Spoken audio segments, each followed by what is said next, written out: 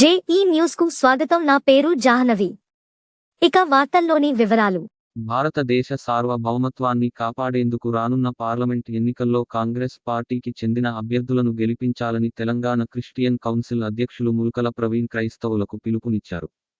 Peddapalli press క్లబ్లో గురువారం ఏర్పాటు చేసిన మీడియా సమావేశంలో మాట్లాడుతూ తెలంగాణ క్రిస్టియన్ కౌన్సిల్, రాష్ట్ర క్రైస్తవ సంఘాల జేసీ కాంగ్రెస్ అభ్యర్థులకు సంపూర్ణ మద్దతు తెలుపుతున్నట్లు ప్రకటించారు.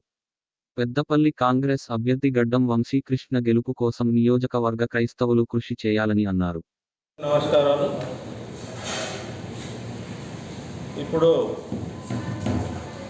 భారతదేశంలో జరగబోయేటువంటి పార్లమెంట్ ఎన్నికల్లో మరి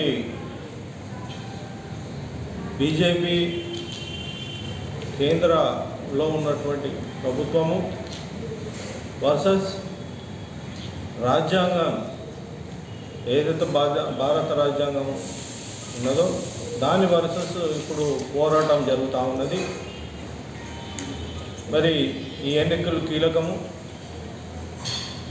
400 సీట్లు వచ్చినట్లయితే ఈ భారత రాజ్యాంగాన్నే మరి మార్చుతామన్నటువంటి మాట మన మోడీ గారు మరి ప్రధానమంత్రి స్థానంలో ఉండి మరి వారు మాట్లాడుతూ ఉన్నారు. మరి అదేవిధంగా ఆర్ఎస్ఎస్ చీఫ్ మోహన్ భగవత్ గారు కూడా అదే మాట మాట్లాడుతూ ఉన్నారు. ఒకవేళ రాజ్యాంగాన్ని నిర్మూలించినట్లయితే మరి మనకున్నటువంటి హక్కులన్నిటిని కూడా మనం కోల్పోయే ప్రమాదం ఉన్నది. కాబట్టి మరి ఈ ఎన్నికల్లో మరి ఐక్యంగా ఉన్నటువంటి మరి వివిధ వర్గాలకు సంబంధించిన ఎస్టీలు కానీ, బీసీలు కానీ, ఎస్టీలు కానీ, మైనార్టీ వారికి చాలా ప్రమాదం ఉన్నదని చెప్పి మరి ప్రజానికము గుర్తించవలసిన అవసరం ఉన్నదని తెలియజేస్తా ఉన్నాం. మరి ఇది దేశంలో ఎన్నో రాష్ట్రాలు బీజేపీ పాలిత రాష్ట్రాలు ఉన్నాయి. ఆ రాష్ట్రాల అంతటా కూడా ప్రతి రాష్ట్రంలో బీజేపీ పాలిత రాష్ట్రాల్లో మరి దళితులపై దాడులు, మరి ఎస్టీలపై దాడులు, మైనార్టీలపై దాడులు,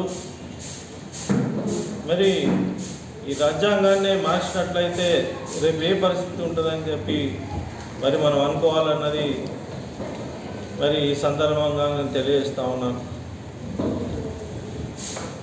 ఈ ఎన్నికల్లో ముఖ్యంగా మనమంతా కూడా ఎస్సీ, బీసీ, మైనార్టీస్ అంతా కూడా సంఘటితమై మరి ఎవరైతే భారత రాజ్యాంగాన్ని వ్యతిరేకిస్తున్నారో వారికి వ్యతిరేకంగా మనం ఓటు వేయాలని చెప్పి ఆ యొక్క బీజేపీ పార్టీని ఓడగొట్టాలని చెప్పి మేము మా క్రైస్తవ సమాజాన్ని కూడా మేము పిలుపునిస్తూ ఉన్నాం. మరి మేధావులు కూడా మరి ఎందరో మేధావులు కూడా మరి వారి వాక్ స్వేచ్ఛను కోల్పోతూ ఉన్నారు. ఎవరైనా మాట్లాడినట్టయితే వారిపై కేసులు మరి ఇవన్నీ జరుగుతూ ఉన్నాయి.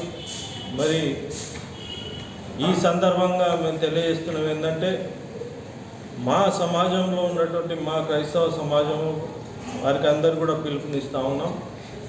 మరి బీఆర్ఎస్ పార్టీ కూడా పోటీలో ఉన్నది.